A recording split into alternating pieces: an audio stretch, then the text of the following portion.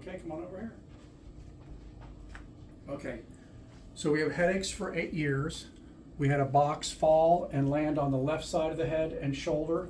We also have Lyme, mold, and other cofactors, just making you miserable for a while.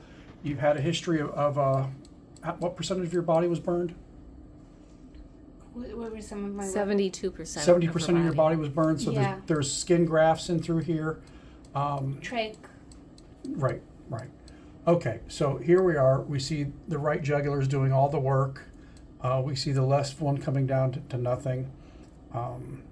And the venous system has to be functioning well for all your metabolites to be able to drain out in a timely manner. Whenever there's a pressure gradient problem here, the metabolites build up. They're at the very least slow to drain. And to quote Dr. Damadian, that is not innocuous stuff. You can get antibodies to it, and the brain doesn't like it. So that's the first thing we noticed. We did do ultrasound on here, and we did find some actual flow coming out of there.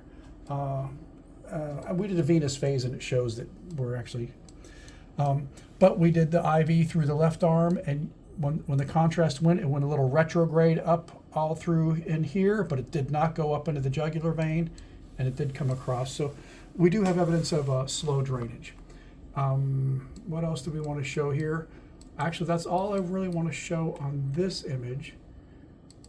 This is an X-ray view looking from behind. You're crooked as a dog's hind leg, kind of. We ended up adjusting you from the left to bring this over and open it to these angles. And then we ended up adjusting you from the right because we found that the atlas is digging into the right jugular vein. And you feel significantly different, a lot happy, sense of well-being.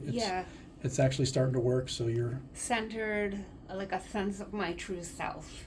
nice. So we did notice that this is the bottom of the atlas on the right. It's larger. The facet is larger, which it's been under a load. Most of your weight of this heavy bowling ball of a head has been loading down the right side, and that's what happens. It adapts over time. And the X-ray did kind of show that too. You can easily imagine that. There we go. Yep, you can see a little contrast going through there. There's actually another vein trying to adapt, and there's a collateral coming out the back there. We did notice that this facet seems to be damaged and telescoping, so we like the idea of prolotherapy to tighten up any of the ligaments back here, or PRP in there. And we did see other evidence that we can show you that especially up in here. So basically up in here moves too much, this moves too little. You have hypermobility between C1, C2, and we'll get some better images of that. Looking at you from behind, we were interested in the PIC line. Not really much to show there. So with the bat box hitting on the left side of your head and this left jugular vein not flowing correctly, we're thinking muscle injury or muscle contracture on the left side. So the jugular vein is bordered by the anterior scalene, and we got a good picture of it there. And the omohyoid also might be in play, but the SCM is the anterior border of the jugular. Again, that wispy thin jugular. The posterior atlanto-occipital membrane, we did find evidence of injury. There's a calcific ridge right in through here. And when we had your CT, when we did your head to the left, moved your head to the right, we saw this was moving too much, and the atlas does actually bottom out against a piece of calcium that's gotten there from that injury, and we'll show you that in a moment too. Just a little evidence of a joint capsule injury, calcification there. Here we have left head rotation. The atlas is moving off of C2 too much. That's probably one of your biggest injuries. And we put you in a collar today, and you move too much up there. Left head rotation, it slides off of C2 too much. Again, PRP, Prolo, wear a collar, hold the adjustment. all you've got to do is hold the adjustment that you've got right now, and you're going to feel really good as the days go by. I'm glad you have a sense of well-being right now. Yeah, again, we have the atlas digging into the jugular. It's another view of it. Left head rotation and showing the atlas hitting the bone there, back of the skull. You can see the bony ridge there on the left side. Yeah, so we don't see the odontoid sliding to the left or the right too much when it comes to the atlas, and that's good because that's an expensive injury to fix. But C1 does roll off a C2 too much.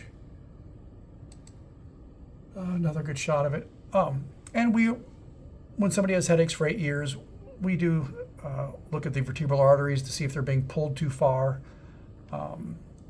And we actually did look at an MRI that shows your vertebral arteries, and they do move pretty close to your, they run pretty close to your brainstem and your cord.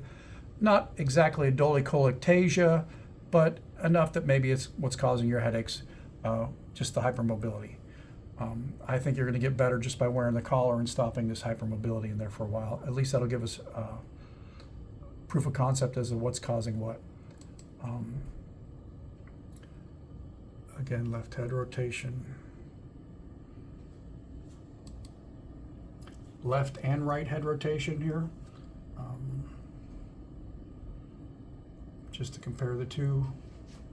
Again, showing that the odontoid pretty much sits in the center of the atlas and it's not moving too much.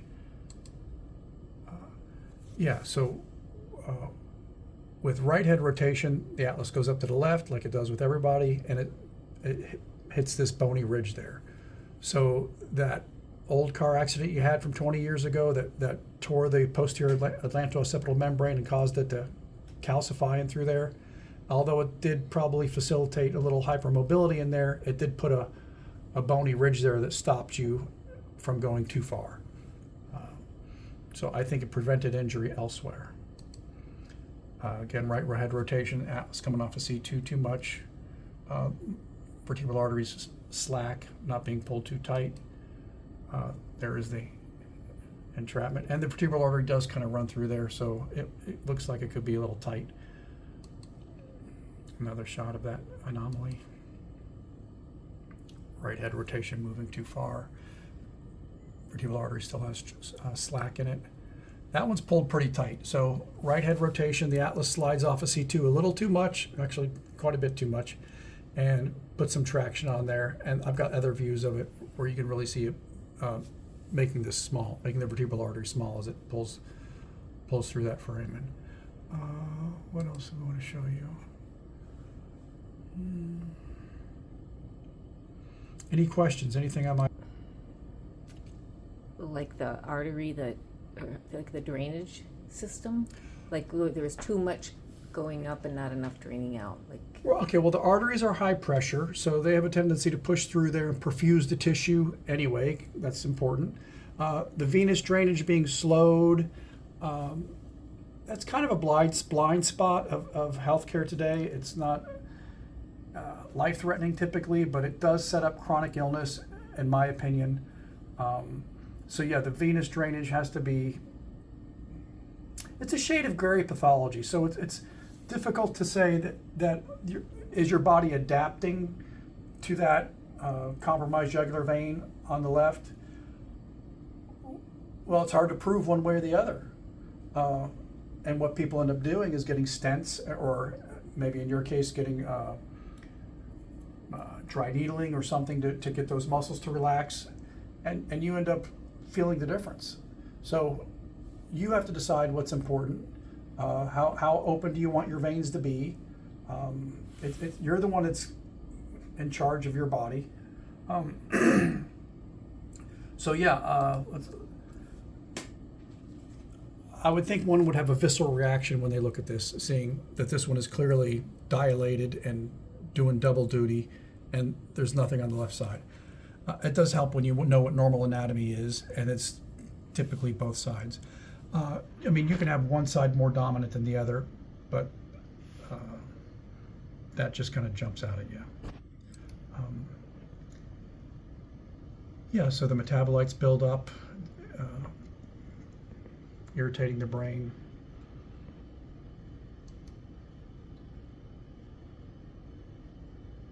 And when we adjusted our atlas, we just opened up the jugular vein a little bit, actually on this side, and the cerebrospinal fluid is going to be less turbulent. The weight of the head is going to be loading better. As a matter of fact, you felt like you were falling off to one side as you had to adapt because there was a significant change in the way the head was loading. I did document some other locations of arthritic changes. When we see the veins backed up like this, one of the things is that people sometimes will get CSF leaks. So this would be a location that you might have a CSF leak. And actually I found another calcification down in there.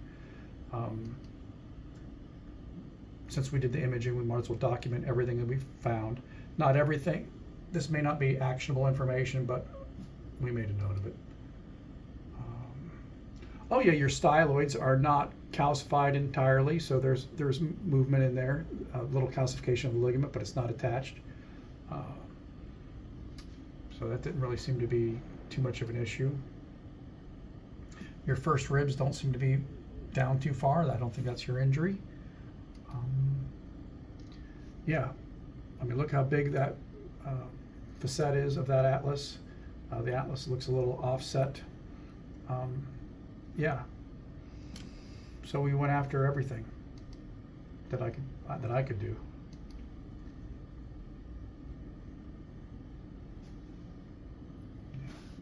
What else?